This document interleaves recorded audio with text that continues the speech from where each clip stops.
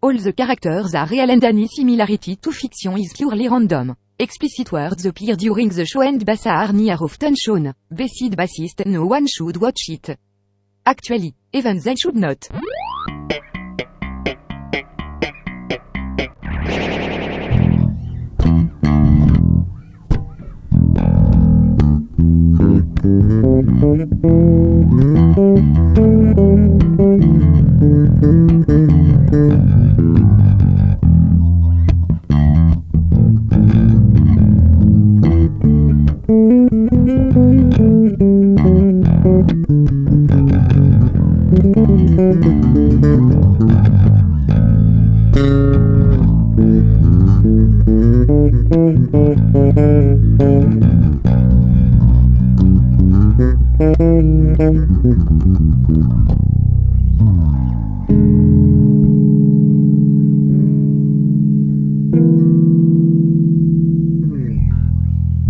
Hi guys. Intro. Yeah! Nice intro. Jerry Meehan, ladies and gentlemen. Hello, Jan. Hi Nice Jerry, how are you doing? Good, thank you. Hey Jerry. A bit hungover from last night. Some Czech guys took me out for beers. I think I was with you. Don't I? Is it you? Yeah. But I have the same problem as you. But it doesn't I'm matter. not sure. But we So apparently it was a cool party. It seems like. apparently, that's so they tell me. Yeah. Yeah. Cool. They've all said it was good. They told No, you. we had a really good night, and we went out with Alice and Jan for some local beers. It was nice. Thank Cool. you. You came before the concert 2 days, so you can visit the Prague. Have you been only on the party, or did you visit something else? We went to before I met Alice. We went to 4 museums, and I had a historical tour on a boat for 5 hours, and then I went to the cathedral. And some other concert of Czech churches. Philharmonic Orchestra. Yeah, I did. I went to the ballet, the opera. Ballet. But there's so much to see. No, we just drank beer. Yeah, That's cool. We always, in the beginning of this show, we always say Nazdar basata. Nazdar basata. It's very close. Actually, it's very close. Say again. Nazdar basata. Nazdar Basata. basata. Yeah. Nazdar basata. It sounds. It's funny because when someone from a foreign country says that, it sounds like it was German or something. Nazdar It sounds, basata. but actually, What does that mean? it's Bases nothing- are bastards. Yeah, it's something between bases and bastards. So pretty in much. German, there's a band called Der Bassist ist ein Arschloch. You heard of them? No. The bass player is an arsehole. It's a great name for a band, no? Yeah. I think it's kind of true.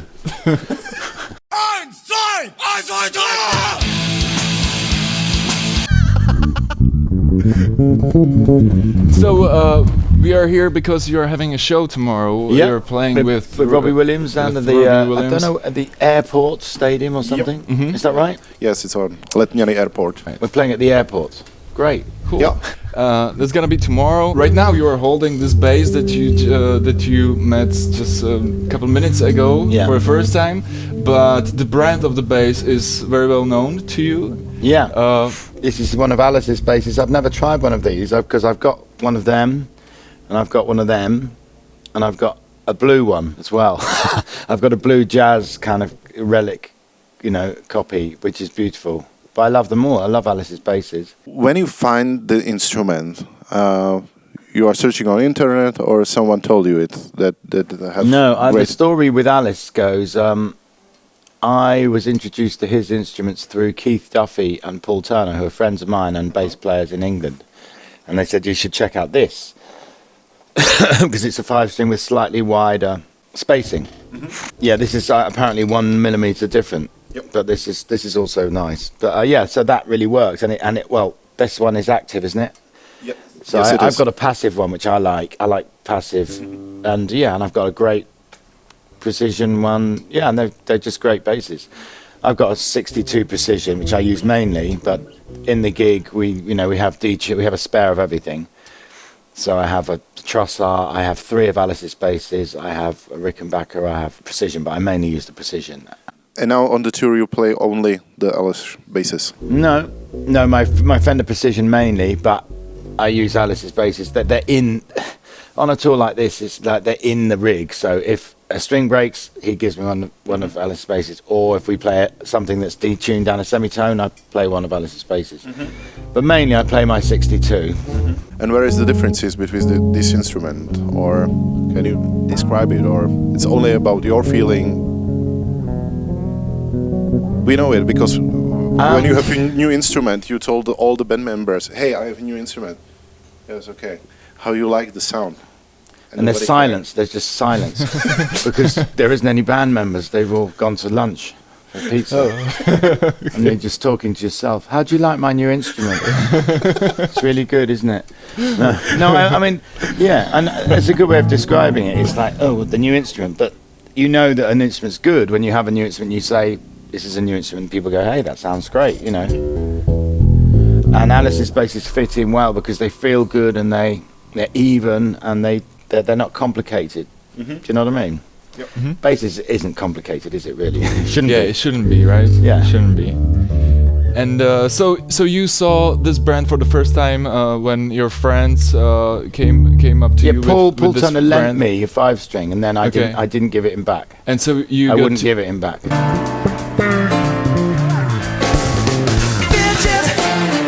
And then I made Alice take off the Paul Turner for Paul Turner, and then he said for Jerry. But it took 4 years for that to happen. Okay. 4 fucking years. No, I mean, it's a beautiful bass, and Paul's got some, and I know Keith has some, 3 or 4, you know. How many basses do you have at home? I think I've got about 29. Damn. Yeah, it's a lot. What about your wife? Has she problem? I don't know where they all are. Okay. So I have the problem. No, I mean, you know, I think there's 12 on tour. Some are in the lock-up, some are at my studio, some, lend them out. Not the good ones.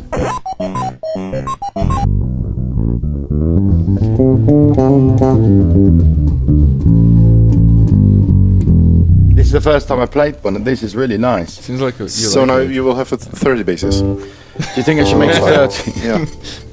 It's cool. Better number. What? Better number 30 than 29. Yeah, really? That's true. Why? That's true. I'm seller. Just, you know. You're a seller, but you've got to sell the number 30 over 29.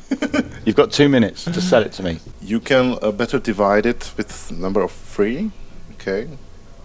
So you can have in studio of 10 basses. 10. And you don't 2 minutes left. You'd have to cut them in half.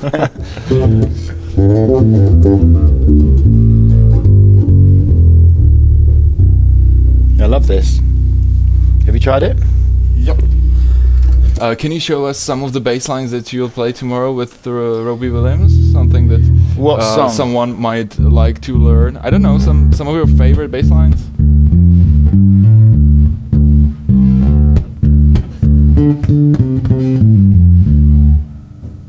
So that's Rock DJ. Yeah. Okay. But I mean, I've got a pedal board, so I play actually. There's a sub. I have a sub thing, and I don't use my right. Okay. Just do that. That's that bass line. I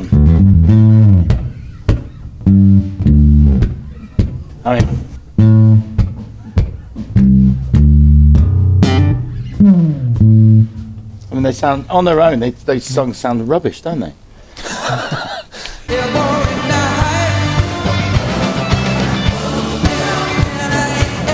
I wanted to ask you something. What do you think about the bass solos?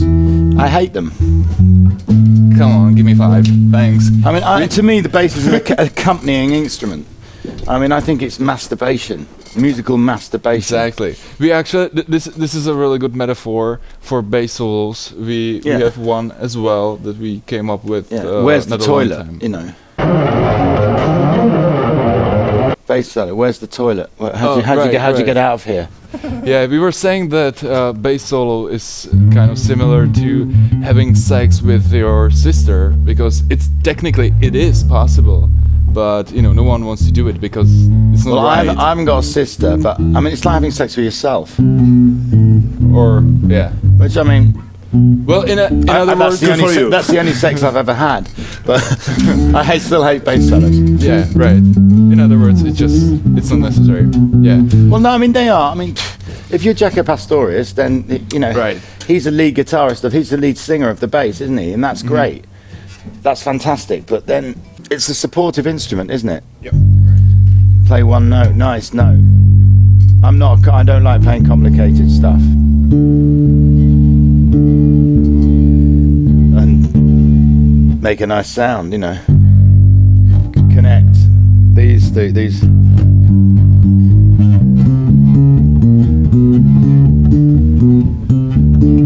You do all them. Some handles check.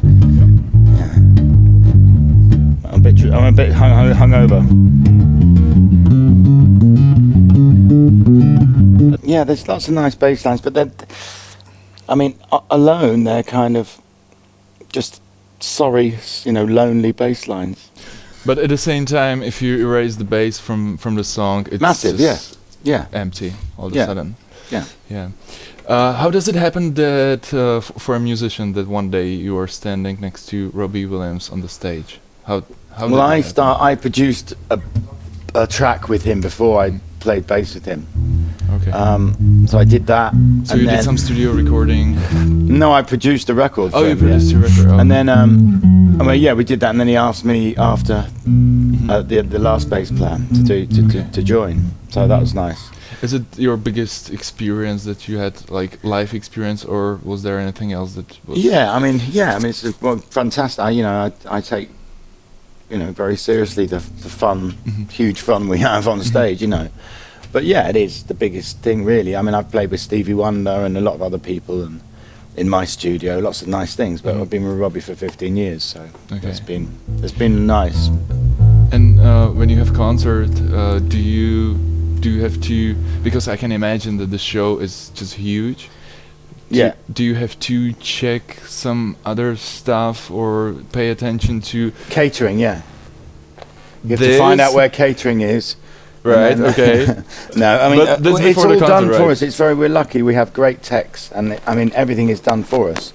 We do go to a sound check, but if something goes wrong, yeah, right. But if there's something that you have to pay attention to, like, I know that in this part I have to stand here because there's gonna be jumping elephant, or stuff like that. We did just focus on the music. 6 weeks rehearsal.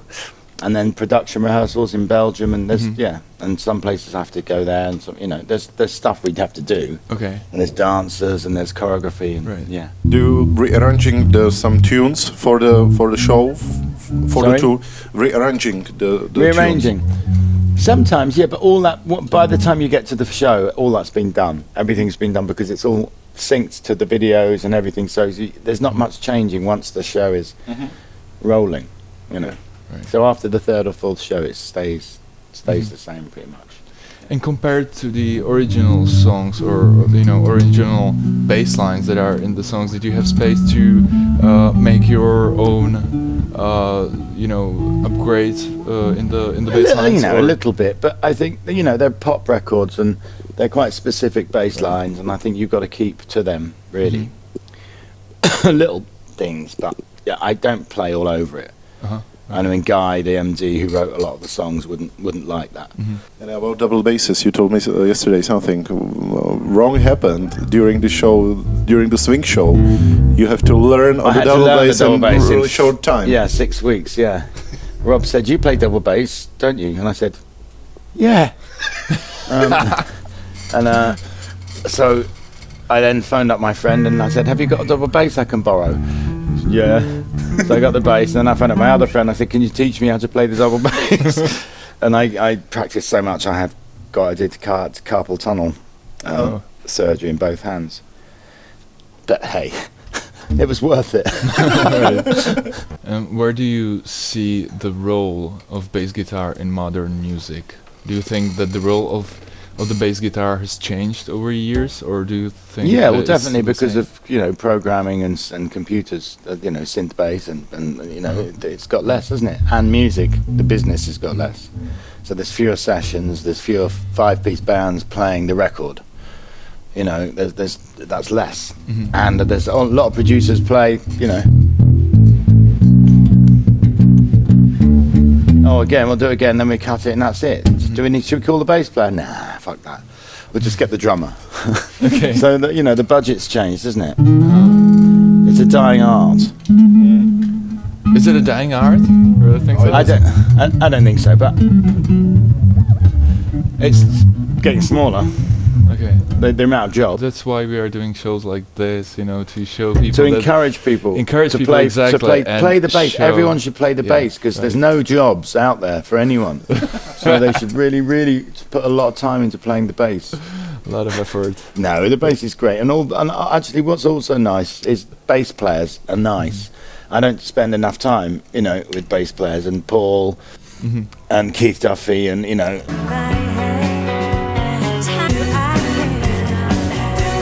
bass players are nice people. I always feel that. Yep. Genuinely, nicer than the guitarists or the drummers or the fucking brass players or fucking bad. Can you tell us something about your amps that you are using? I use Ashdown. During the show. I just have I use Ashdown. Okay. They sponsor me and look after me. I have 8x10 Ashdown rigs, and that's all behind stage. So the speakers on stage. And how many amps is there? Do you have some backup amps? Yeah. There's backup of everything. Okay. Everything on the tour So like this. is there three Pedal heads or something? Yeah, or? they've got three. I think 3 heads. There's 2 in a rack. They switch over and. And you have your own pedal board on the stage, or is there someone on the stage? Yeah. Okay. How It's a gig rig. Gig rig. You know gig rig? Gig rig. So it's a MIDI changing, but it's in it's in sequence. So it's brilliant, and you can attenuate ins and outs of each pedal, and you can mix them. Okay. And which pedal do you use? I've got 2 Sounds amps. I've got 2 Octavers. I've got an Akai Deep Impact. I've got 2 envelope filters. There's a flanger. There's a big muff. There's a small muff. There's a shaved muff. There's quite a lot of muffs. You're a muffy guy. Muffy lover. Yeah. Cool. Muffy. No. So there's different levels of distortion. There's everything. Really. Yeah. So all the pedals are in the rack behind the stage, and you're just no. The pedals are in front of me, but it's in that I don't have to kick the pedals, because the gig they get wired into the gig rig, which are brilliant. They're brilliant gig rigs. So by pressing just one thing, you can switch more. So I've pedals. assigned all the sounds, and some of them are 2 or 3 pedals in different orders. So I've assigned them to different patches on the gig rig, and then you can change the input of the distortion to the compressor or whatever. Yeah, it's good. And my tech Adam is very good at, looking at and he made the board, and it's beautifully done, and very, it's like one box open, bang, it never changes. And do you have your own technician? Or? Yeah. Okay. Because I thought that there might be one technician for all the string instruments. No, everyone has their own. Yeah. Okay, so how big is the crew that goes? It's about 200 people. 200 people. The whole thing is 200 people. 60 Arctic trucks and 20 buses. And the band? Without the dancers, just the band is, I think, 12 or 11. Yeah. Okay. 3 brass, 1 keyboard, 2 guitars, a drummer. Carl, bass, and 3 singers. So I think that's 11 or 12, is it? Maybe it is. Yeah, something like that. Well, we could count later. Yeah, tomorrow. Have a look tomorrow. Yeah, 1, 2. And was there anything funny or strange, or some memorable moment that you had on stage with Robbie? Oh, many. Yeah, all the time. And can you we have a lot of some of them. Well, Robbie will have a look in his eye, and he can just come up to you and he'll either put the mic, in front of 60,000, or he'll just do something stupid, or he'll grab your cock or your ass, or so he will. He's a cool guy, it seems. Oh, he is cool. He's a lovely guy.